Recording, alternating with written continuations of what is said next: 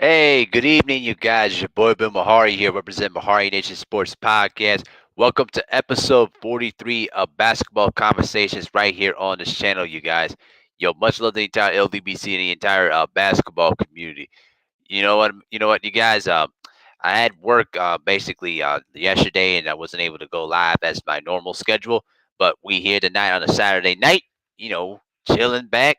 Even though we've been going through a weird, pandemic this entire year, we're gonna sit back and we're gonna discuss a lot of basketball here tonight. You know what I'm saying? So, but hold on one second.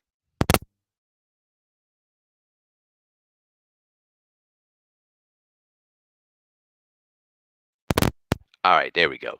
So I want to thank all of you guys for coming in here tonight. Chilling up there. Joining in for the show tonight. Smash the like button as you come on in here.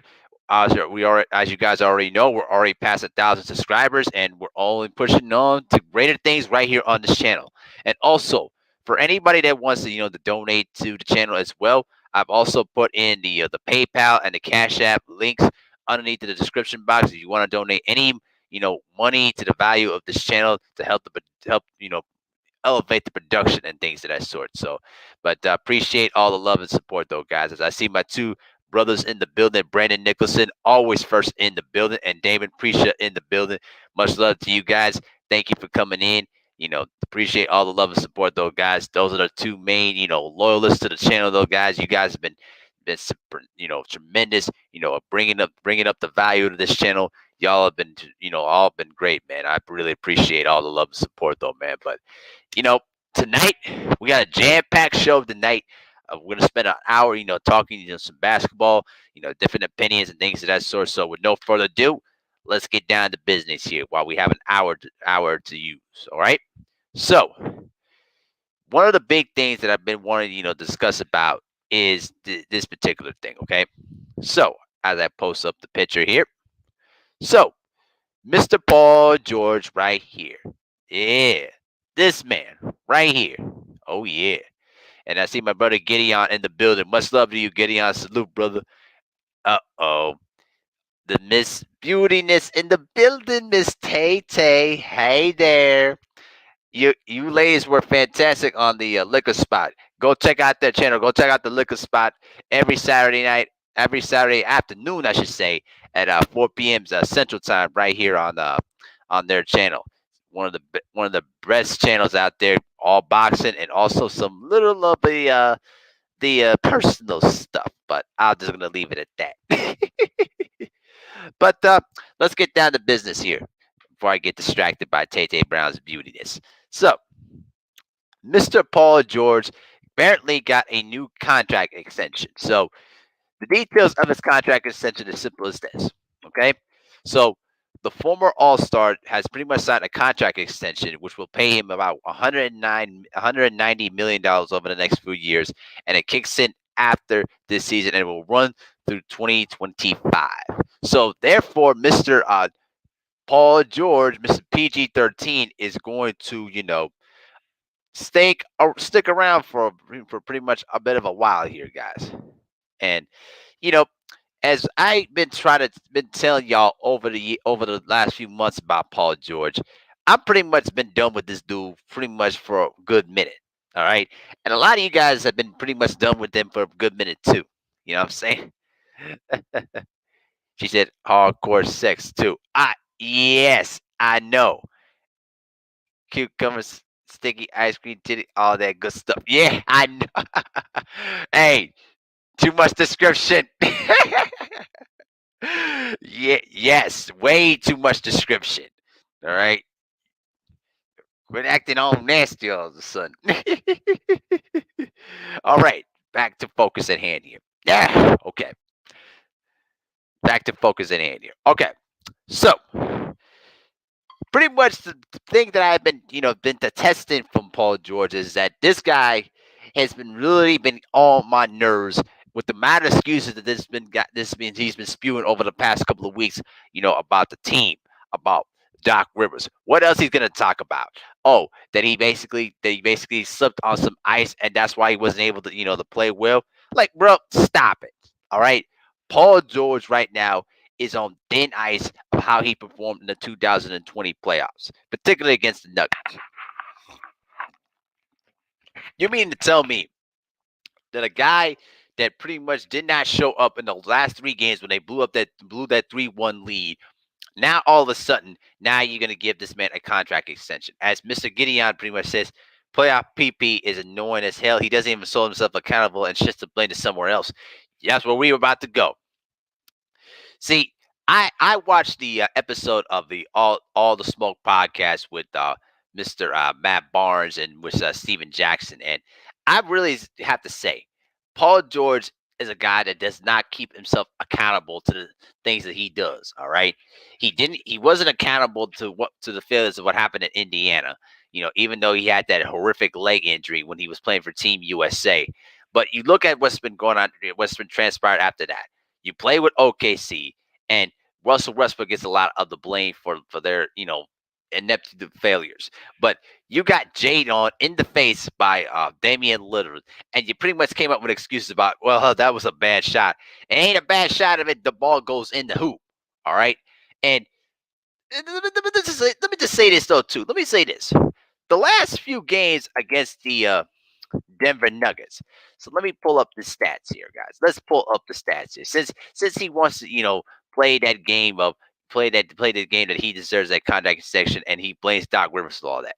Okay, 2020 averaged 21 and a half points per game when he actually played 48 games. Okay, fine. All right. But here's his playoff stats. He only averaged 20 points per game. And career-wise, he's been averaging 20 a game. And his highest average during that period was 28 points per game in 2017 when he was with the Indiana Pacers. But the thing that really rattles my mind is that the guy was not even assertive. He didn't even look like he just like he didn't want to be aggressive at all. And he was just playing passive. He took too many threes, wasn't looking to attack the basket, wasn't playing any defense at all. The Nuggets pretty much did whatever they want against the LA Clippers. All right. And this whole favoritism about the whole thing about, load management and things of that sort. Let me tell you something right now. All right. The whole load management thing was absolutely a failure. All right. These guys, the entitlement that these stars were having to the team, it really wedged and belittled the chemistry of that entire ball club. And when you add that to the fact that you had Montrezl Harrell, who kept complaining about the and question about the work ethic about those two superstars, it was bound to fail. And this contract extension, may be nice for him and just basically in the long run for him in terms of his pockets. But listen, his legacy and what he does on the basketball court is on the line at this point. All right. There, people have gone to task of ripping this dude a new one for the things for the failures that he's been able to produce throughout the postseason. And it's absolutely sad to know that the fact that this guy was used to be a very aggressive superstar when he was in Indiana has not reduced himself to this. You got to get it done, man. I don't care. Listen, it's nice that he got that whole contract extension and all, but it's all on Paul George and Kawhi Leonard. If they don't get this done this upcoming season, I wouldn't be surprised if their names are on the trading block. And a lot of you guys know that. All right. The guy is literally full with excuses. And I'm tired of this dude coming up with excuses every single time about how he did not perform up to his capabilities, how different circumstances did not allow him to to play up to his potential. I'm done with this dude. I'm really am. All right, step it up or just finally shut up. All right, because I'm done defending this guy. It ends here. From this point forward, it literally ends here. All right. And that's just the basic point to this whole thing.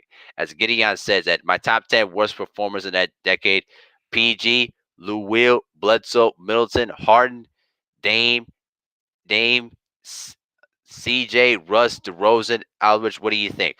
Whew, good list. You know what though? That's a really good list. It is a really good list. I would say Paul George would be at number one. Middleton at two. I would say Russ at three, but that's pretty much how I can stretch it out to. As to see my brother Lou the Rider Sports in the building. Salute. He says, I give 2 years before the Clips will look to trade him. Me too. I give him probably a year and a half before they pretty much, give up on the experiment and just put his name on the trading block. That's what I have to say about that. As Gideon says, PG shot 8 of 30 in the second half in the last 3 games against the Nuggets. There you go. That's all you need to know about how he struggled in that series. Y'all know this. JD Brown says, "Have a blessed day, King, and peace and blessings. I have to work tomorrow." All right, Tay. Have a good night, and please stay safe out there in New York too. But listen, man, Paul George got to cut the excuses out, man. I cannot stress to the fact that he was largely responsible for how the Clippers performed in that playoff series against the Nuggets. Sure, you could throw some of the blame on Doc Rivers, but let me tell you something. Doc Rivers can't shoot the ball for you. He don't make you, he doesn't control your movements on the basketball court. He doesn't make you attack the basket or make you play defense.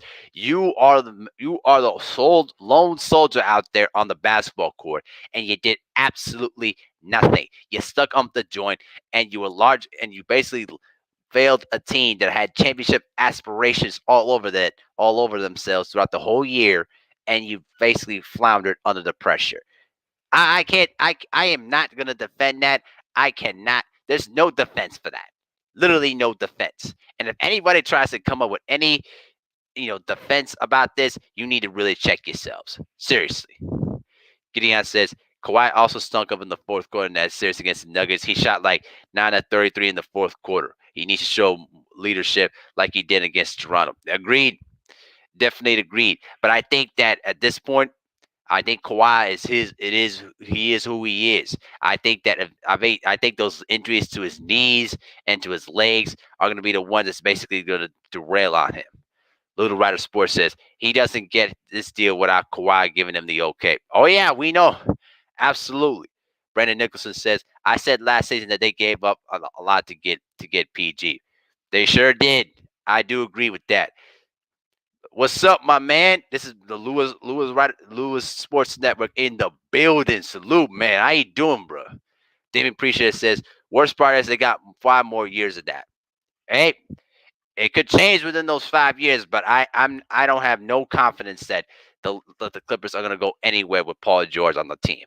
No confidence whatsoever with that.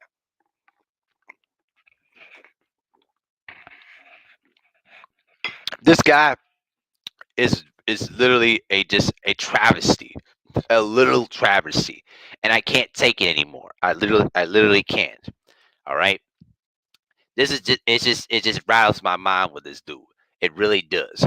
But with that being said, as I Gideon says, teams that underachieved in the playoffs last year were the Clips, the Bucks, Celtics, Jazz, Rockets, Raptors, Blazers, and Sixers. What do you think?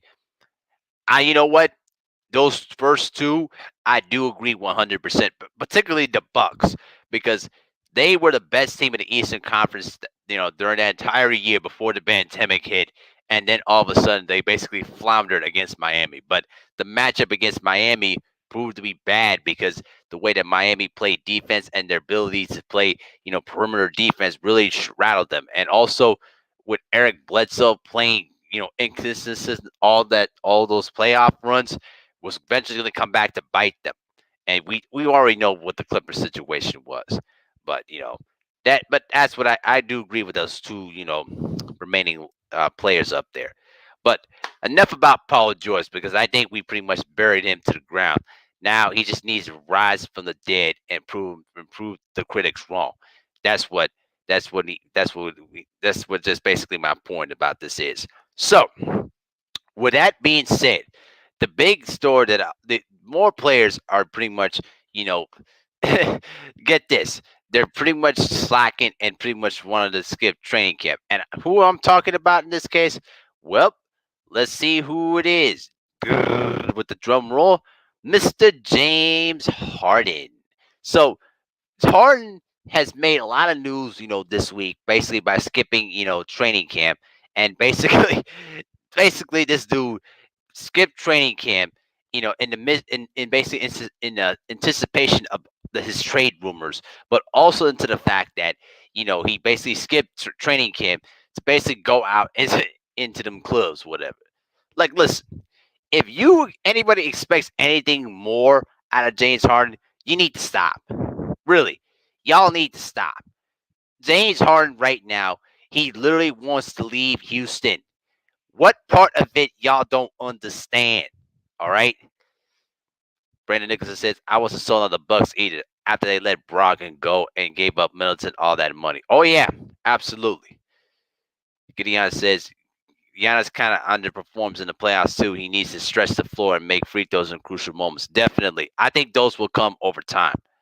Brandon Nicholson says, I wasn't sold. I wasn't sold on man. Oh, I know what you meant. I know what you meant, bro. You don't need to. You don't need to clarify. I know what you meant. Little Rider Sports says Houston looked better without him. You got that right. Listen, the Rockets right now, they're in a phase right now that they basically are trying to clean house, and they're basically trying to, start the team over again. You've already saw that with the Russell Westbrook trade, and now James Harden basically declined his extension, and now he's going to be a free agent after the season. Okay, which means that if you're going to trade for James Harden, you pretty much are going to have to convince him hard to have him stay long term for a huge deal, because unfortunately his mind is pretty much made up on going to the Brooklyn Nets, regardless if he gets traded or not. But here's my thing to this: you basically skipped training camp, and you haven't even made it to the NBA Finals since you were traded to the Houston Rockets. Now you did make the finals when you basically were a sixth man with the Oklahoma City Thunder, but as the guy, he hasn't even scratched the NBA Finals since. All right, he puts up all these monster numbers in the regular season, but the thing is, bro, when it comes to the playoffs, when it comes to become, one of the greats in the game, James Harden does not show up. All right. This guy is literally a walking travesty waiting to happen. And now it's been even being reported now the Miami Heat are showing strong interest in basically, training for James Harden. Now, according to some reports out there that the Miami Heat are pretty much open up a possible trade proposal that would involve Tyler Hero and also various other players too, involving James Harden. All right, so listen, if the Rockets right now are looking to try to change for James Harden, they're looking to try to get assets out of this. Absolutely. But here's my point with James Harden. Every time we talk about how he has these monster scoring averages, during the season, when it comes to the playoffs, we all know this. The guy wears himself out and basically is a no-show. His playoff career numbers, as you look up at Basketball Reference, okay, right now at this point, okay, in the playoffs, he's averaging 23 and a half points per game and shooting at least 42% from the field and at least 86% from the foul line. Besides the foul line numbers, his field goal percentages have even gotten worse. So why is it that many people keep saying that James Harden is the best overall scorer of all time when he hasn't even you know scratched the surface of what he could be capable of? He could do so much more with the skill set that he has. But you skip out training camp, you skip out an opportunity to basically work with your teammates to get yourself going for the regular season.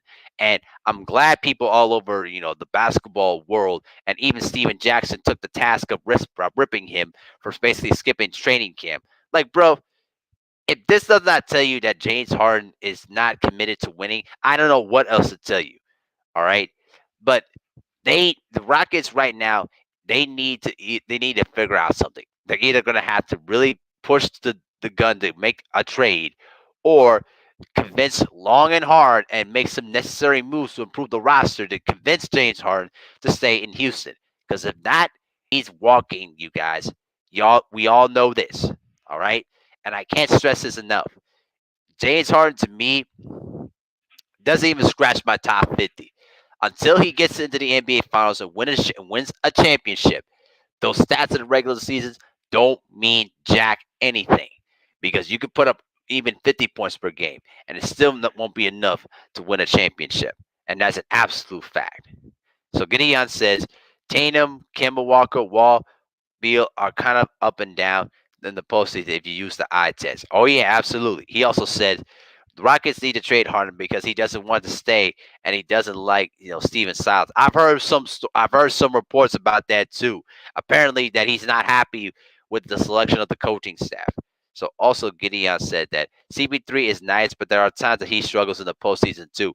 That too, but you also have to consider the fact that CP3 has been pretty much been under the injury bug over the past few postseasons. And consider the fact that he's 6'1", it's kind of hard to do anything when you're 6'1". So Gideon also says Harden can fit in Miami because of Butler, Bam, and Spoelstra, and can help them toughen them up. I mean, it could, but at the same time, you would have to basically have guys that need the basketball. We know that James Harden and Jimmy Butler need the basketball to basically work effectively on the floor. So it could create some conflict of interest within that as well. Luda Rider Sports says, "Don't give this guy an easy championship trade. Trade him somewhere where he's got to work for it." I agree, bro, but that's the new generation for you guys. It's not how they operate, bro. They don't operate in the way of our thinking, because they all want to pair up with superstar level teams and try to jump on, you know, a loaded team to win a championship. That's the new age we're living in, guys. As much as we want to hate it, this is what we're living in at this particular point in NBA basketball. But the point is, James Harden looked real bad in skipping training camp and got ripped to shreds for it. And if it doesn't tell you that James Harden is a guy that is trying to, just to slack in winning a championship as the main guy, I, there's nothing much I can pretty much tell you to convince you to the fact that James Harden is literally a walking contradiction, and the guy is, as great of a scorer as he is, he just falters, big time when the pressure is at its highest. That's who James Harden truly is. All right. Oh yeah. Gideon says, if I were the Rockets, get the assets for Harden. I do agree. I think that if you're going to trade for Harden, you got to get something out of it. If you get another superstar or some valuable young assets to try to build the team, then it's a successful trade. But the Rockets don't have much time to mess around. If they don't push on a good offer for them, they're gonna basically let James Harden walk and then basically get nothing out of it. It's on the Rockets at this point. It's all on the Rockets. So with that being said, you guys, with that being said, there's more more juicier stuff that's been going around in the NBA too. Hold on one second. There we go. So I did a video about this morning, but I'm going to go a little bit more in depth, and I'm talking about this situation. This is particularly about Michael Jordan, you know, and being confronted by Scottie Pippen over his portrayal of the documentary. Now, this morning I pretty much did a video, with some bits about what I felt about the whole confrontation, but I'm gonna go a little bit more in depth since we're on the show tonight. Here's my point to this, okay? With Scottie Pippen, with Scottie, he always felt that he was playing under the shadow of Michael Jordan, and when you're playing the Rodman to the actual Batman, you don't get much. You don't get the kind of the same admiration and kind of credit from the masses than you would say from a smart basketball fan that understands that that without Pippen playing with Michael Jordan, Jordan doesn't win 6 championships. And I felt like there was a lot of complex issues about how the documentary was being viewed as. Because listen, I will admit too that the Last Chance documentary was very one sided about Michael Jordan. I mean, it didn't even feature about a lot of the members on the team, and I wish that they could have done that a little bit more. Not just entirely focusing on Michael because Michael is the star player, and yes. Michael had to push his teammates to play at a certain championship level. But there was so much, behind about the dynasty that it could have been, exposed a lot more. I know that Greg Hodges was not, interviewed a lot. It wasn't interviewed in this piece, and I know why. Okay. Um, we didn't have the chance to hear about, Ron Harper overcoming a stuttering issue to have a longer career in the NBA. Kukoc, is playing in Croatia, during the Yugoslavian wars, playing in a war-torn country, playing against the United States. I mean, it did briefly touch upon that, but not too much entirely. Then they touched upon, Steve Kerr about his relationship with his father, and then you also talked about Dennis Rodman.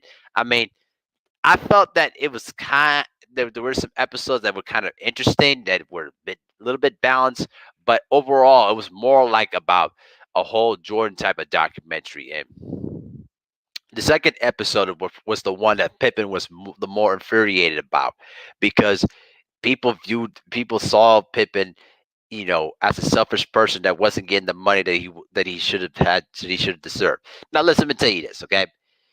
I agree 100% that Scottie Pippen should have had his money.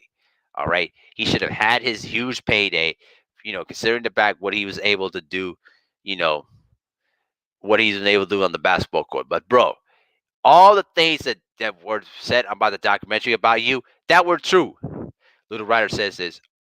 Oh, brother Pippen is being a crybaby. He needs to shut up. We're about to get into that. Oh, yeah.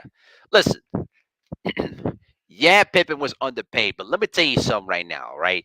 Pippen was not business smart. All right. He wasn't surrounded by, people that knew, contracting situations and how to try to get the best out of for your client to get big, get a big time payday. Right. Because listen, Pippen could have played his hand right, probably sign a 1 or 2 year deal, then test the free agency market when the salary caps exploded early and later on in the 90s, and get more money. But he didn't do that. He signed a very garbage deal that grossly devalued his market value. All right. And it took him years until after he left Chicago that he finally got the money that he deserved. But listen, nobody put a gun to your head and made you sign that contract.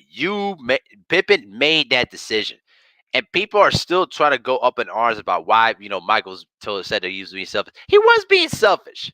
All right, you missed 30+ games by just sitting on the bench, taking your surgery early for your ruptured tendon in your ankle, and you're telling me that you weren't willing to go back into the training room and get yourself ready for the season, which your superstar teammate, bro. Don't get me started with that. All right, and the other thing too is that Pippen made the decision to sit on the bench in '94 without Michael Jordan when Kukoc made that game-winning shot against New York. Like, bro, all these things about Pippen were absolutely 100% true, because at the end of the day, he was being selfish, and everybody knew that. It's not a given, surprise. It was pretty much a legitimate fact that a lot of fans know about.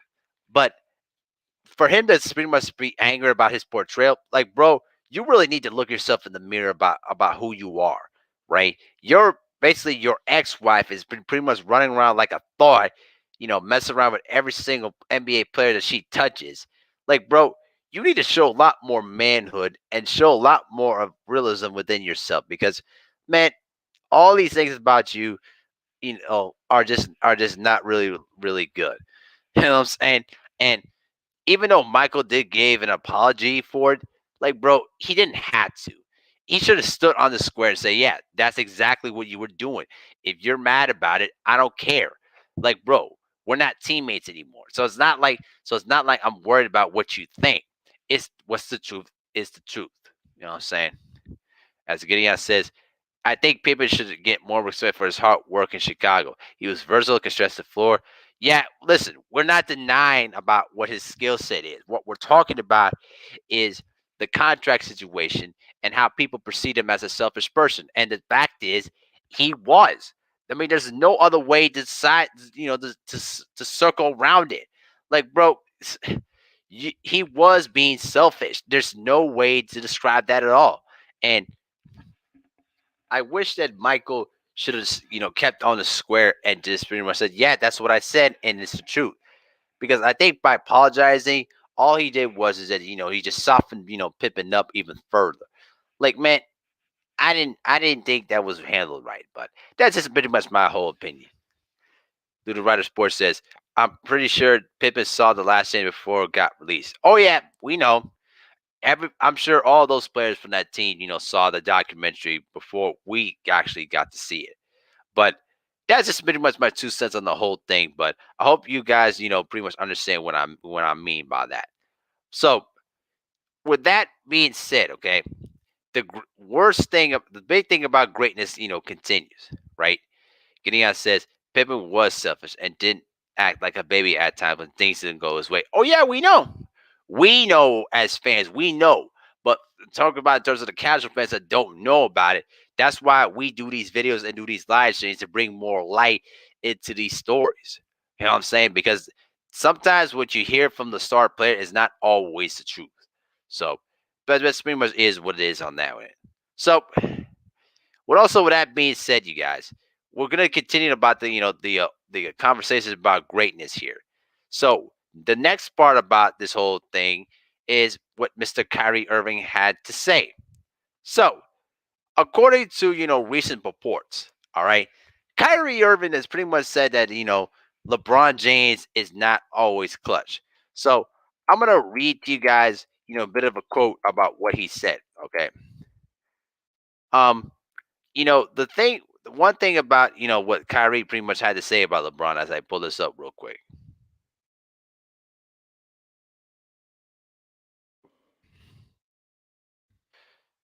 So pretty much LeBron James was in shock about you know what Kyrie Irving had to say during the NBA Finals.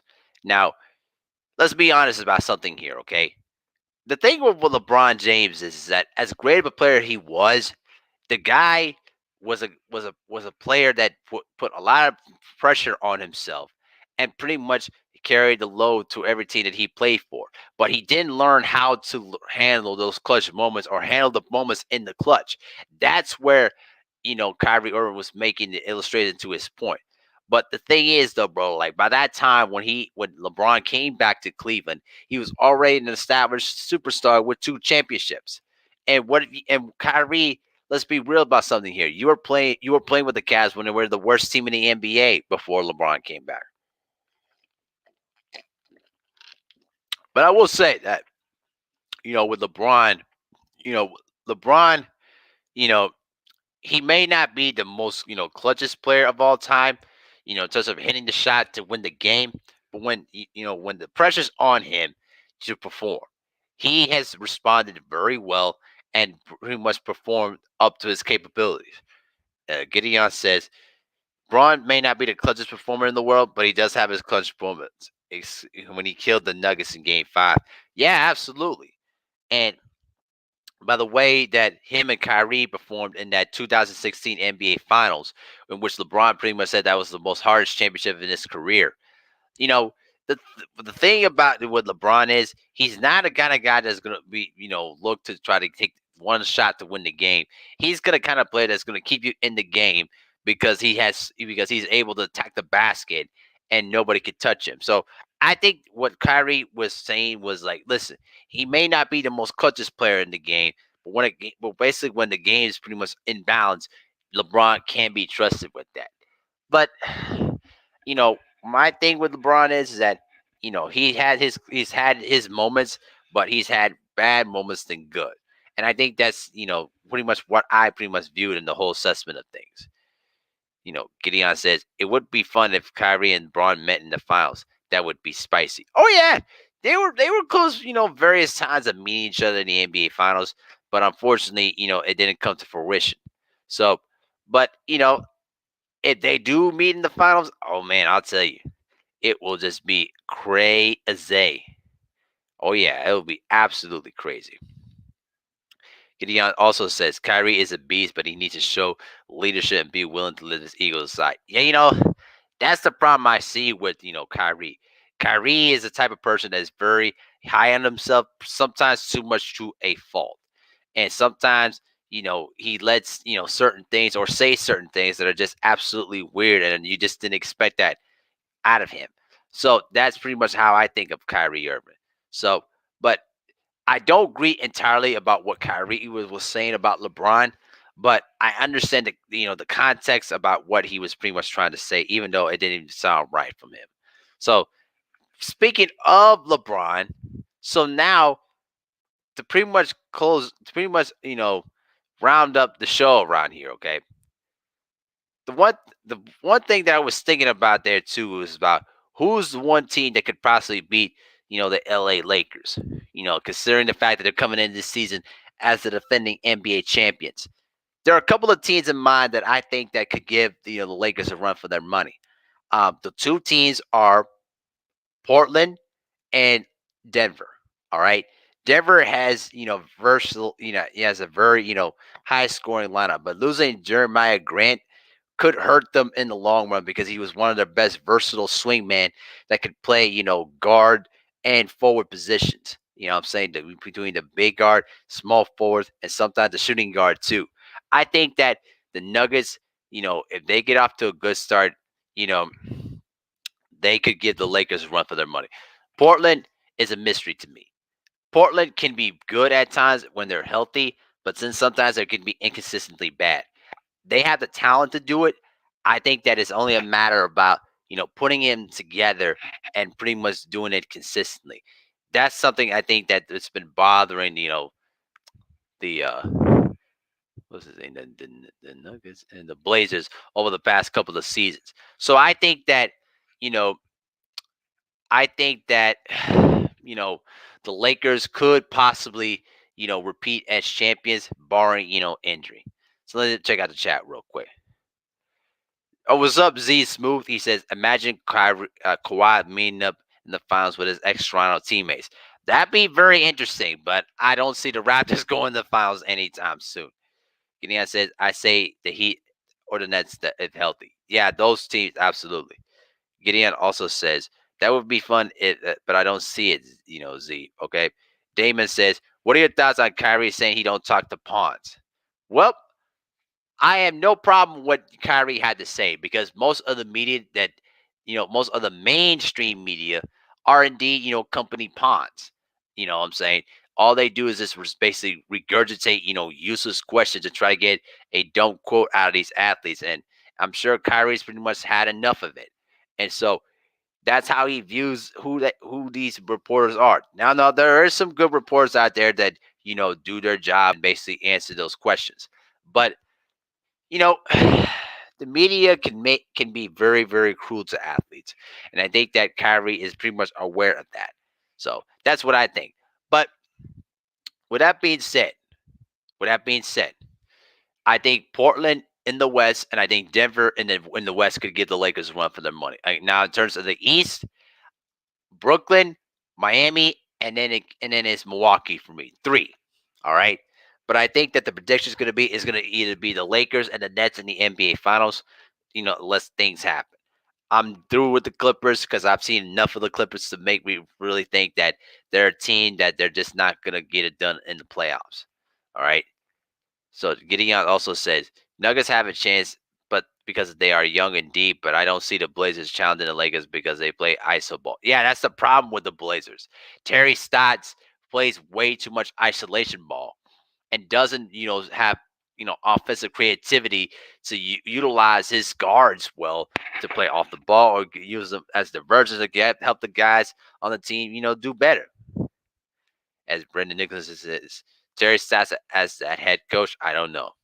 Gideon says, also, I question Dame. You know, with CJ and Melo's decision in making close games in the playoffs, right? Gideon says, I agree, Brandon. Stotts relies on ISO and doesn't know how to run a system that works. Well, there you go. Until Terry Stotts is willing to change, the Blazers are not going anywhere. So you can pretty much book it to the bank. Brandon Nixon says, uh, Gideon, I agree with you on Dame Mill and CJ's decision making. Also, yep, definitely, absolutely. So teams that I think that could possibly get the Lakers a run for the money, but I mean that run for the money. You actually gotta go in there and beat them 4 times to become a champion. And I don't think the Lakers can. The Lakers are, I don't think the Lakers are gonna be anything worried when the season starts. I think that's gonna be, as business as usual. And how will the team, respond to the new pieces around them? We'll see. We'll definitely see. So now I want to get into my little rant session here. So now we're gonna get into really some uncharting waters about this whole subject here. Okay. Now I was, rolling around ESPN, right, and then this comes up. All right. So the ESPN pretty much did, a top 10, great players for pretty much for 2021. And guess what? Here's the list that they have. Okay. They have Nikola Jokic at number 10. Okay. They have Mr. James Harden at 9. Fine. Steph Curry at number 8. Damian Lillard at number 7. KD at number 6. Now you get into the top 5. Kawhi Leonard at number 5. Luka Doncic at number 4, which I'm going to get into that in a minute. Then, Giannis Antetokounmpo at 3. Anthony Davis, and then also LeBron James. So, why is this list so disrespectful? So, they put Luka Doncic above Kevin Durant. They put Kevin Durant at number 6, and then they also put in Mr. Luka Doncic at number 4. All right. Do you understand how much this does not make any sense? Right? Steve Smooth says, what do the Nuggets need to do to put them over the Lakers? Better offensive creativity, but also I think that the ISO ball that a lot of these teams are playing is really not going to work for them in the long run. So you're going to have to find the way to diverse your offense and learn how to play with off the ball if they're going to have a chance. So, but now back to my subject here. Didion says, Nuggets have the talent, but they need another shot creator off the bench. What's up, Mr. Big Chance? How you doing, bro? Yep. So they put Luka Doncic at number 4 and then KD at number 6. See, this is why ESPN is so heavily biased to certain superstars that they're looking to try to push. All right. Am I saying that Luka Doncic is a very bad player? Absolutely not. This guy was basically a European star before entering the NBA, and he has continued to, put up monster numbers after that. But let me tell you this, okay? Let me tell y'all this. Mr. Kevin Durant has 2 championship rings on his finger. One of the best premier scorers in the game. All right. And you're picking Luka Doncic only in his second or third year in the league. And he hadn't even made the conference finals or the finals yet. Like, bro, we need to calm down and hit the brakes on that. All right. And I almost said that. Luka Doncic has never made the playoffs, which is not true. But my point is this, okay? Kevin Durant has already been an MVP, all NBA player. All right. Listen, if you're gonna make a list like that, then why is it that you already put, James Harden and the other guys down below the list? This actually makes no sense to me. And then basically, you know, Mr. Mr. Shoot. Why is my head, on a swivel here? So Luka Doncic, there we go. So listen, Luka Doncic reminds me, a lot of Rod Strickland in terms of the ability to get in his spots on the floor and be able to, produce. But look, all I'm saying is that this top 10 list that ESPN does every year, it keeps getting worse and worse every year, which tells me to the fact that a lot of these guys that pick the players on the list are either not basketball fans or they just have no knowledge about the game and how things were ran back then. And so, at the end of the day, man, it's just absolutely, mind-boggling to me why, Luka is better than Kevin Durant when he hasn't even reached his peak yet. That makes no sense. Brandon Nichols says, to me, it seems that Durant will never get his respect after going to Golden State. That's what pretty much was started. But people forget, Russell Westbrook was not the best, teammate, to get along with because he, his ego is sometimes gets in the way of, you know, what's beneficial for the team. But look, Luka Doncic right now, man. Luka Doncic at this point should not even be in the top 10 yet. He's top 20 for sure, but he's not top 10 yet. I don't see that yet. Over a guy that pretty much won MVP, multi-time All-Star, and two-time NBA champion. Bro, cut the crap, all right? The list is garbage. It's always been garbage, and it will continue to remain garbage because you're not gonna force fans that know basketball to figure out who Luka Doncic is. That makes no sense. What's up, Real Box Talk 101? ESPN made that list. It was ESPN. Gideon says Luka will be a superstar, but he still has some things to work on. Luka needs to work on his shooting, free throw shooting, defense, and limit his turnovers. Definitely, absolutely. Gideon says ESPN is biased and the list is dumb. They rely on analytics and don't even watch the games. Right. If you don't watch the games, you don't see what's going on, and you don't understand who's the best player on the team and who's not. The list is garbage, and if Durant wins another ring, you watch. A lot of these guys cannot wait for Durant to get out of the league because he's pretty much a thorn to their backside. But look, the bottom line is, you know, Luka Doncic above Kevin Durant, you really need to check yourself. Seriously, it makes absolutely no sense whatsoever. So now we're gonna get down to the last subject at hand here, and this is pretty much a touchy subject for a lot of different people, and I'm talking about this love and hate relationship with Kobe Bryant. All right, now listen, y'all know how great Kobe Bryant is, and he's one of the top 2 or top 5 greatest players of all time, and it's very, very tragic what happened to him back in January. But I'm starting to notice a lot of these LeBron, fanboys are pretty much taking a lot of offense to what, any it's pretty much anything that, the Lakers do or any other team that owns LeBron James. Like, bro, LeBron right now is pretty much a controlling dictator. But the difference with Kobe is that he was a personal guy that can be easily approached to if you respect him nicely. But with Kobe, he was a straight killer on the court every single night. And when a lot of smart basketball fans like myself put Kobe above LeBron, they get offended by that because they feel in their minds LeBron is Superman and pretty much can do anything that he wants to do. But it's not always the case. He sometimes had his moments of failure. But with Kobe is simply as this. Kobe was a kind of guy that, wasn't going to give you what you wanted. And he has that great personality. And some people sometimes take it into the fact that they still haven't got over the whole Colorado incident thing, which pretty much derailed his career for a little while before he had his own resurgence when he won those championships. But look, all I'm saying is that listen, Laker fans respect great players that dedicate themselves to the purple and gold. A lot of these, Laker fans detest those LeBron fanboys because they look at them as toxic, and so do I. So you can have the opinion about how you feel about Kobe Bryant, but when you cross the line and pretty much start hating on the man, like, bro, that's when I don't take you seriously about your opinion or anything you talk about when it comes to basketball because it's absolutely ridiculous how you're going to keep dismissing, Kobe Bryant.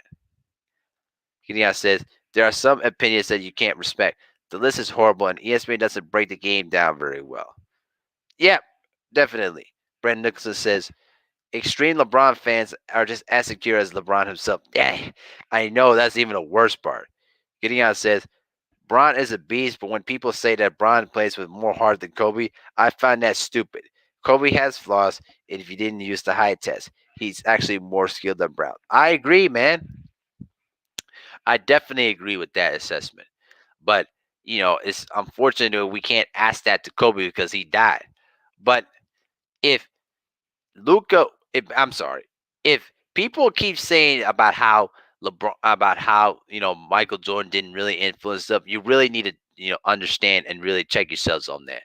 You know, Kobe wasn't going to win a popular contest with anything, but His mission was to help his team win and pretty much do whatever he can to make everybody better, just like how Michael Jordan was, right? So, bottom line is that listen, you can have the opinion about who you believe is the greatest, but when you try to cross the line to diminish another man and pretty much diminish him as a human being, that's when the line gets crossed with that. It really does, right? Gideon says, if Kobe is a better scorer, shooter, and defender, and the leadership than LeBron, in my opinion, I definitely agree with that. Uh, I think that in terms of the headache thing, it just comes with rest. But it is what it is. But the point is, Kobe needs to be respected as among the great players in the game, and it's a shameful thing how people take the opportunity to rip against Kobe Bryant when he doesn't even deserve it since he's dead. So miss me with that, all right? Show some respect to the players that pretty much put it on the map. You know what I'm saying? So that pretty much is what it is. But I got to get ready for work in the morning, man. So I'm going to go ahead and shut it down for the night, you guys. But it's really pretty much, it was a really fun show. And we almost made it to an hour. But like I said, I got to get to work in the morning. But I appreciate all the love and support, though, man. You guys have been, really tremendous. You guys, keep me up every day and you keep motivating me to continue to do better. So, but, you know what I'm saying? But if you guys want to donate any money to the channel, the PayPal link and the Cash App link is going to be underneath the description box if you want to donate any money to the value and to the production of the channel, though, too, because we got a lot of things that are going to be changing up soon. So, get ready for that, you guys. Really, you do. But I'm going to go ahead and shut it down for the night, you guys. But thank y'all for tuning in. Thank y'all for a great another show of basketball conversations. All right. So, with no further ado, this is the Bill Mahari. Represent MehariNation Sports Podcast. Much love to the entire LWC and the entire basketball community. Thank y'all for the love and support, though, man. And I'll be back this upcoming Friday for another episode as we're about 2 weeks away from the start of the 2021-2022 season. So, a lot of things to think about, you guys. But make sure to smash the like button on the way out, though, too. And y'all have a great night. Peace.